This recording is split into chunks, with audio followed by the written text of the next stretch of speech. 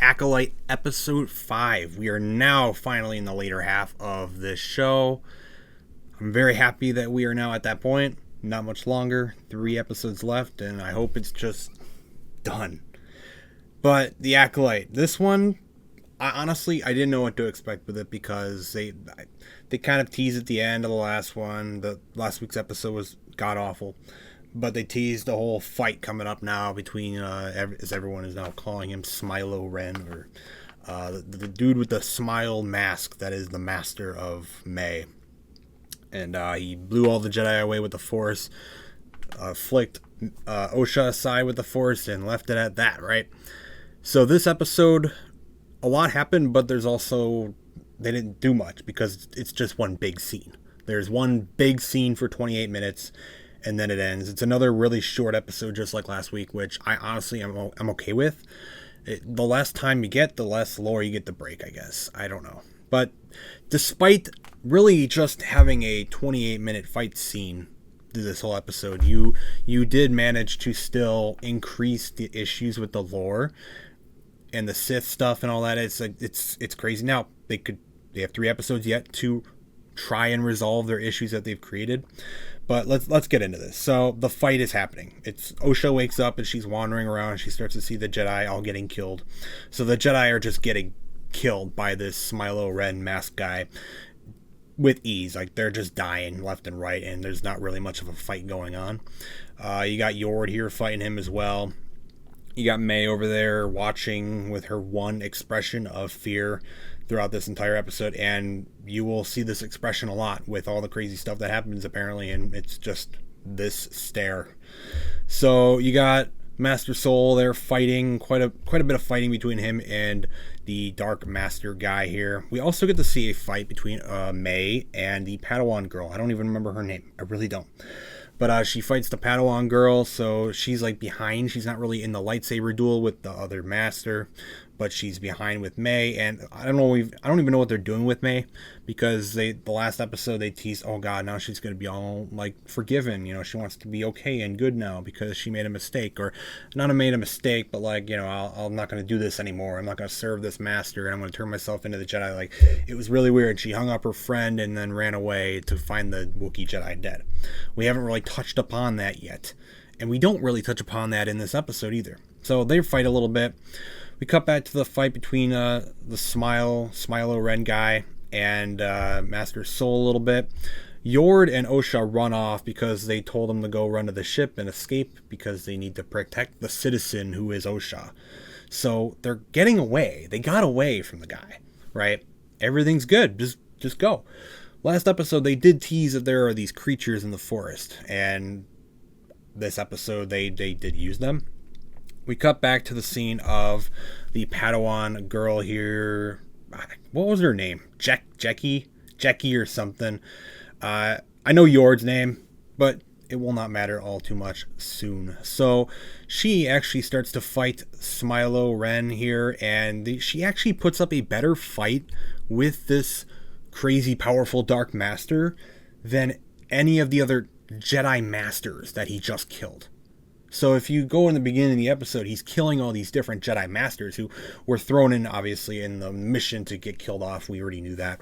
So we knew they would die. But she's in here fighting May already, you know, pretty well. And then she's fighting this guy who seemingly is just extra powerful. He's floating around. He's just blowing people away with the Force with ease. Like, no problem at all. But then when he faces this young Padawan girl, suddenly he's got a challenge on his hands. Like, it's a little unbelievable. It really is. But this is Disney Star Wars. This is Leslye Headland's show, so that's not the most surprising thing. It's funny. So Smilo Ren guy, who I've been hearing so many people call him, so that's his name for me. We'll know his name soon enough. He actually wants to find May because he knows about her betrayal. He thinks she has betrayed him. So he's mad at her, and he starts to attack her a little bit. He almost tries to kill her. And then we cut to a scene of Osha, and she wants to go back. She needs to go back. She needs to help May. She needs to help Soul. She needs to help all of them because they're going to die. And that's why she wants to go back. And Yord is being pretty reasonable, actually. He wants to go.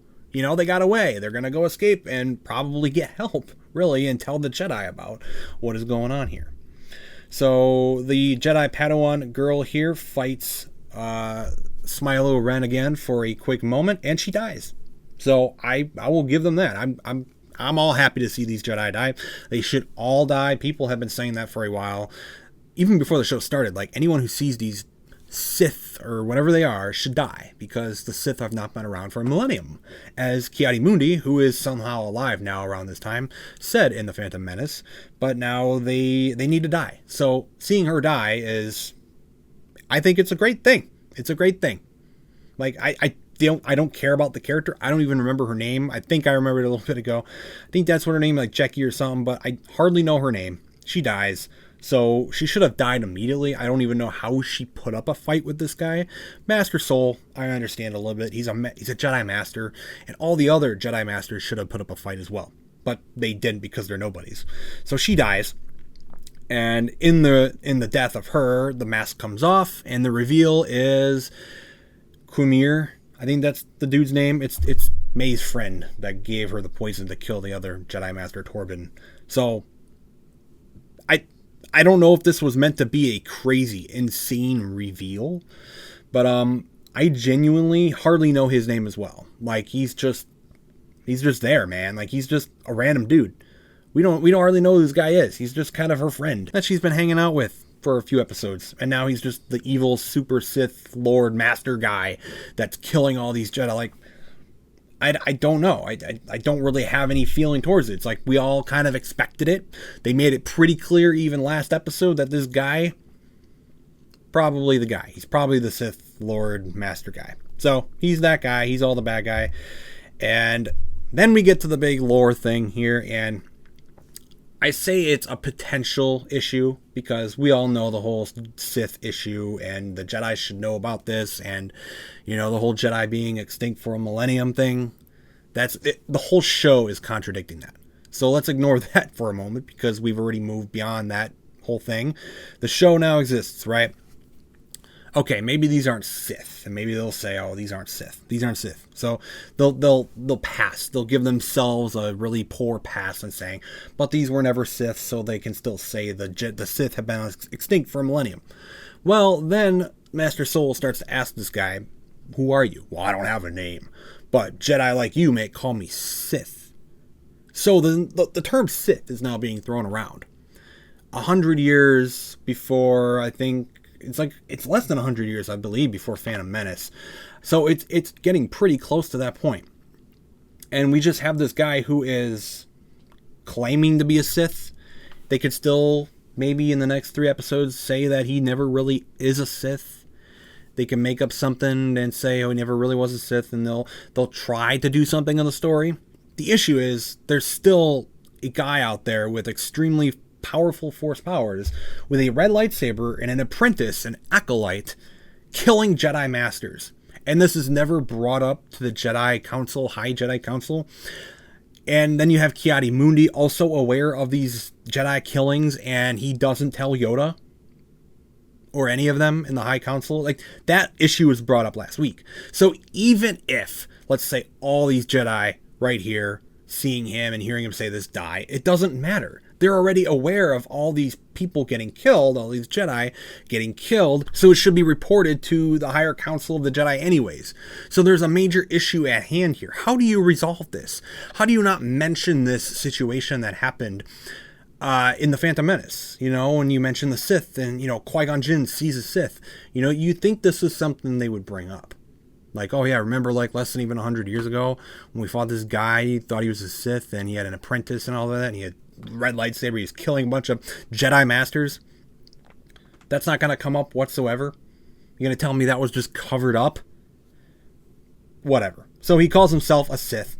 Yord comes back in because Osha insisted that they go back. He goes in, he starts fighting this guy, and he dies pretty quickly. And Yord gets a pretty brutal death. I'm going to be honest, any show or movie I watch, anytime they immediately, like the person snaps another person's neck, it's like it just makes me feel weird. I don't know why. It's just that whenever someone dies like that in a show or movie, no matter what it is, it just makes me feel weird. I don't like it. It makes me feel weird. But yeah, he snaps Yord's neck, so he dies. So Yord and the Padawan girl are now dead. Two pretty big characters in this show, so they're dead now. We just need to get rid of Master Soul and everybody else who knows about it, except the issue of Ki-Adi-Mundi. But whatever, though, right?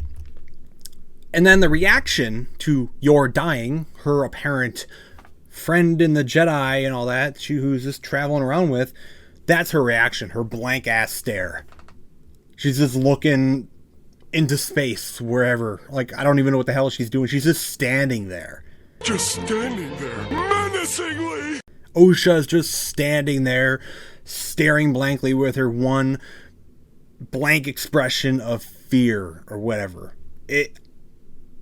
There is no emotion out of this character whatsoever, and it's so incredibly obvious. You could see it, and it's just so off. So Kumir, or whatever his name is, he does reveal or try to hint at like something bad that Soul did, and is this something is someone you want to trust? Is this someone that's good? And Soul hesitates on killing him because of Osha. So I think they hinted at something there that they're gonna show in another flashback for this show, that the Jedi did something really evil or bad, because we all know that this show does want to portray the Jedi as bad people. That's kind of seemingly their big goal. I don't really know, but that's something they hinted at. We've been suspecting another flashback now. Like, they haven't really told everything, especially since May seems to be really weird about the whole, like, oh yeah, I started the fire, but I don't think it was the fire that killed everyone. We'll see what happens there. We're gonna get another flashback, I think, with all these Jedi. And then they send the bugs on him. So Osha's plan with Yord, before Yord got his neck snapped, they were going to bring the bugs over to this guy, the evil master here. They send the bugs on him, they stick a light on his back, and they send him away, floating in the air with all the bugs. So he can use the Force and just lightly tap everyone away with the Force, all these Jedi Masters, with a little light push of the Force, and they all just go blowing back. But he can't get rid of some forest bugs that can fly around. It's weird when he chooses to be super powerful and when he chooses to just not be. When he's fighting the Jedi Padawan girl or fighting the bugs, he can't do shit. But if he's gonna fight a bunch of random Jedi Masters, oh well, he's incredibly powerful then. So we get one last scene. May does knock out Master Soul with a stun, and then they both wander off and have this weird conversation with each other. It's really weird, really awkward. You could see Osha's one expression there on her face that she's had throughout this whole show. They talk a little bit. They pretend to feel all like emotional for each other. But then May knocks Osha out, and then this whole switcheroo thing happens. So May cuts her hair off, and she conveniently cuts her hair off perfectly to make it look like she's now Osha. So that perfectly copied hairdo that they have had for each other, even though they haven't seen each other in forever, in like 16 years or whatever it is. They haven't seen each other in that long, but their hair was exactly the same. Their whole hairstyle. So that moment has now come to this. So they did that for this scene. They did that for this whole switcheroo thing, even though it makes no sense whatsoever. They did that for the switcheroo. So they're sending May now to go with Master Soul. So May goes with Master Soul. So they walk off like, everyone just died, but, just walk off to the ship and go. But of course, the little rodent thing that they had tracking for them is still around, and he's just still there. He was running around the whole episode, and he's on to May. He's going to go get her. So he knows about her. So we'll see what happens with that next week. And we got one last scene here with Smilo Ren with his mask off by Osha now. And I don't know if he knows it's Osha or not. You think he would, though, considering he's just so smart and so knowing in the Force that he would know it's Osha, not May. But I don't know. So that is the Acolyte episode 5. I don't know where this show's going. I don't know what their plan is for it. I think it was... When I say the best episode, I don't say that with a lot of praise. I just say that as there was some fighting that was probably better than some things I've seen in like Ahsoka or Mandalorian and stuff, lightsaber fights and whatnot. Like, it wasn't like prequel level or anything, obviously. That was like top tier. But this is like it was a little bit better than, let's say, Ahsoka. Ahsoka was rough, man. That was some rough stuff. So this, I mean, it wasn't great, but it had some lightsabers and they used them a little bit for once. And yeah, I mean, they did some stuff. They showed us who the master is, and they did a little switcheroo. They killed some people. So things happened, but it was one big 28-minute scene. So I don't have much care for these characters. That's the thing. When you have the reveal of the master guy, it's like, first of all, we expected this guy already. It's second, I don't have any care about this guy. Like, I don't know if they're intending us because we've seen him a few times. Like, holy shit, this is a crazy reveal. Like, it's not much. I don't know why you got to keep him hidden in secret to begin with, because doing the whole reveal, it's supposed to make you feel something. Like, holy shit, look at this. It's this guy. I don't care. I don't care. I don't know who this guy is, and he shouldn't even be around. The Sith aren't around at this time. They're not. Well, they are, but they're not known to the Jedi.